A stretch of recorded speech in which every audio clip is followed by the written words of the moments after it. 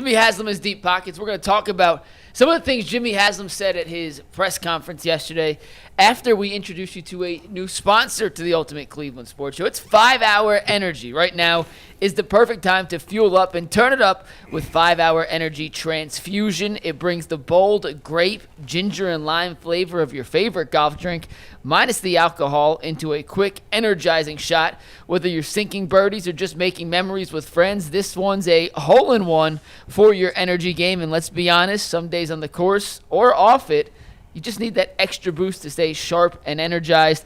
Golf is all about the good times with good people and good flavors, of course. The grape, ginger, lime flavor gives you the best parts of your clubhouses to go without chasing down the beverage cart. If you go to 5hourenergy.com today, that is the number 5, hourenergy.com, you can use promo code LOCKEDONGOLF to receive 20% off your order. This promo is only valid until September 30th on one order and cannot be used with other promotions. The code is not good on subscription orders. Whether you're meeting up with friends or trying to turn 18 holes into 36, get the energizing boost you need to power through. Order transfusion-flavored 5-hour energy shots today. They just released the top 10 grades for rookies in Madden, by the way, and Mason Graham 4th with an 80. Cam Ward What's Travis Hunter's an 84, Ashton Jenney an 83, and Abdul Carter an 81, then Graham an 80. Cool. Okay. All right. All right, let's talk about what Jimmy Haslam said. We have Yeah. two different things from his press conference yesterday that I want to have us opine on. The first was his patience in terms of team building. He was asked about whether or not he believes the franchise quarterback's on this roster, how quickly that has to be found. And I spliced together two of his answers to give you the full picture of what he was asked, because he was asked to follow up. And I know Jason has a bit of an issue with what Jimmy said here. So let's listen to Jimmy Haslam from yesterday on the timetable towards turning this thing around. You know, we made the decision last year to take a step back after last year's disaster and looking at our roster and knowing that we needed a quarterback to do this over a 2 or 3 year period. You know, it's too early to say, but we like our rookie group. We'll know a lot more, you know, after we play 2 or 3 exhibition games and young guys get to play a lot, but we like the group, and particularly if Q can come back, we like it a lot. Now, could we take a big jump in 1 year? Yes, but we talk about we're not going to panic. We're going to draft good players. We're going to build through the draft, and next year we have 9 picks, including 2 ones. So that should help us. You know, I think you have to realize that we went 3 years with no ones, and I think at least one of those years we didn't have a 2, and maybe 2 of those years, and that hurts you roster-wise. I mean, it just does. And the players that are available in the first round, the chances of them being successful are way better than second, and second's better than third, et cetera. So we're going to continue to stockpile those draft picks. Well, listen, when he says 2 or 3 years to find a quarterback, he's counting this year as year 1. Yeah. Next year is year 2. And then 2027 is year 3. So nobody has pounded this drum louder than I have of, guys, they had the second pick in a 1 quarterback draft. It wasn't going to happen in this past draft. Their future quarterback is in this draft. However, we hope there's no circumstance in which this can drag out a 3rd year. Like, you got 1 more shot at this. And I'm totally fine with giving them a pass on not drafting a quarterback in the first round last year. They didn't think there was any there worthy of where they were picking from. That's why they dropped from 2 to 5. They got the extra pick so that they can find their quarterback in this draft. And if you really want to put your tinfoil hat on, of course, the first question is about Arch Manning, which was kind of funny that that's the very first question. It's Arch. It was also funny that he answered it so directly. But he says, we think Arch is going to spend 2 years in college, so it's not worth discussing. Well, to say Arch is going to spend 2 years in college, and by the way, it may take 2 or 3 years, like, do the math. The math is lining up that in your – no, you can't. No, you can't. No. You have to find the franchise quarterback, either somehow by luck already on the roster or more likely in the draft next year. But this idea that it could take 3 years – meaning this is year 1 and then 2 more before you get them, that to me is beyond patience. You can't do that in the NFL. It should never take a team 3 years. If there's a down year in the draft, okay, I get it. I can't recall a time where there's ever been 2 years back-to-back where there was no quarterbacks to go get. You've got to find a quarterback in next year's draft.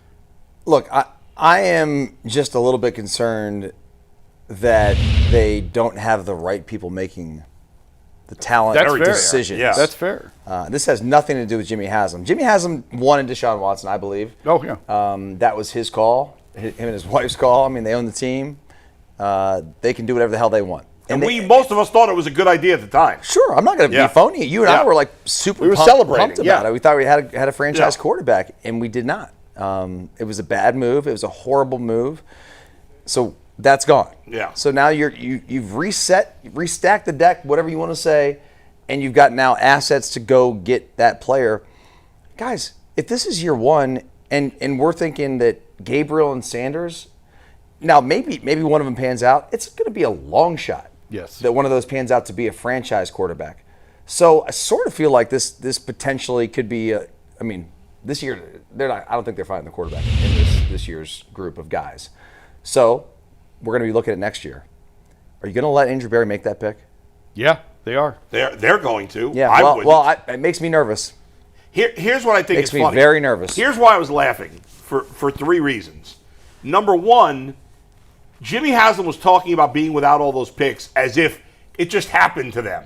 You know, like we just didn't have first round picks. And we didn't because of him. Moves you made. Number two, at the end he's explaining, like, first round picks are usually better than second round picks. Like we're all a bunch of morons that wouldn't understand that unless he explained it. But the third thing that I think is so crazy, and I know the answer is going to be, well, you got to take a shot. He basically said, the answer's not here, correct? I mean, he said that. I've been screaming that for months. Okay. Nobody wants to hear it. You spent 3 draft picks, a 3rd rounder and 2 5th-rounders on quarterbacks that you don't believe can be the franchise quarterback. You just said you want to build through the draft. Well, and I know 5th-round picks, Yeah. who knows? Yeah. But a 3rd-round pick, you should be able to get a starting player in the 3rd round. Yes. So you drafted a quarterback that the owner, at least, doesn't believe is any good, or certainly is not a starter. And we got to build through the draft. Well, then you should have taken another position in the 3rd round. And to your point, Adam, it's a great point.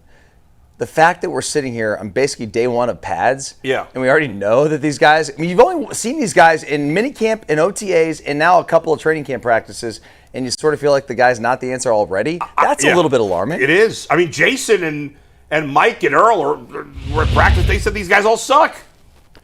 Well, I don't know if you guys said that, but I'm saying no, you said I that. didn't say that. I didn't say they all suck. Go ahead. How often does the 3rd and 5th round pick at quarterback pan out? It happens. Yeah. But there's a far more higher hit. Most of the miss starting rate than hit quarterbacks rate. were drafted in the top 35 Yes. picks. So, he just told you, Yeah. again, exactly what he told us in March at the owners' meetings.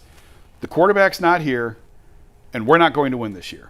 Like, he just said that, but nobody wants to hear it. Like, nobody's listening when he's telling you. It could take 2 to 3. Yeah, we like these guys. We like the group we have, but it could take 2 to 3 years to solve the quarterback issue. We're going to build through the draft. This is going to be a really miserable year. Yeah. Nobody is better. Nobody is listening. The owner is telling you the quarterback is not here, and this is not ready yet. We are not ready. We still have to read the recover tea from all leaves. this. Nobody is better at losing and trying to convince you they know what they're doing better than the Browns. I mean, they are. If there was a competition to who is the best loser that makes you think he's not a loser and knows what he's doing, it's the Browns organization. They are the champions of And that. I'll give Jimmy all credit. they've done is lose on purpose for years, and they don't win anything. I'll give Jimmy credit because he's been very honest and transparent, and we haven't gotten a whole lot right. And there was a question yesterday about what have you learned about ownership in the NFL, and his first response is like, "Well, it appears like not very much." So I'm like I do respect the fact that he's kind of made fun of himself that they've sucked multiple times. I give him credit for that. Yeah. I mean, Very I've ripped him a million times, but he's the only one that gives an honest answer. Yes. You don't get an honest answer from Stefanski. You don't get anything honest from Berry, from anybody with the Guardians, from anybody with the Cavs. You get honest answers from him. Yeah. Not early on when he was here. No, but now you do. But I'll tell you what, people who have money, just because you're a billionaire doesn't mean you know how to run a football team. Yep. And Certainly not. And his ass has been humbled. Yep. Very much. You got to so. think. Very, because and it doesn't matter how he's much money. embarrassed. Yeah, of course you better be. And I will go back to when the year that they traded for Deshaun, and we sat with them at the owners' meetings, and it was a very small group. It was like 5 of us with Jimmy and Dee. And I said, what did the Steelers prepare you for the Browns. And I know I've told the story before, but I said, did only the Steelers prepare you at all for the Browns? And they both laughed and said, no. Said, we had no idea what we were doing.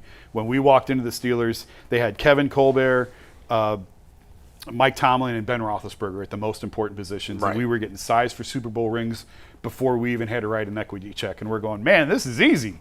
And then they came here, and it's been an absolute disaster. So what's he do? He buys into the Bucs, where they had a stable GM, a championship-winning head coach, Mike Budenholzer, and Giannis, where it felt like, okay, he's going to be able to buy his way to a championship. Yeah. Nope. And then they end up firing the coach 3 months after he shows up. They have to fire the coach.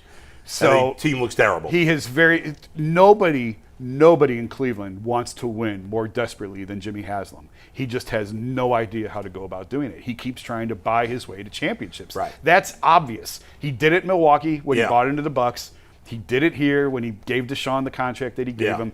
He doesn't know how to build a winning culture, so he's just trying to buy his way there, and it's yeah. not working. It not only not working, but a lot of what he's done has negatively affected. It's not just been a net neutral. It's been a net negative. I do think that they have tried to learn from their mistakes. I agree. I think that they have it's evident that they are trying to be, like he used the word patient. I think he is very embarrassed about how they ran this team the first 5, 6, 7 years Yeah. they were here, when they were just firing people constantly. Yeah. And again, like it's funny to laugh at, but Hugh Jackson won one game and they gave him an extension. I know.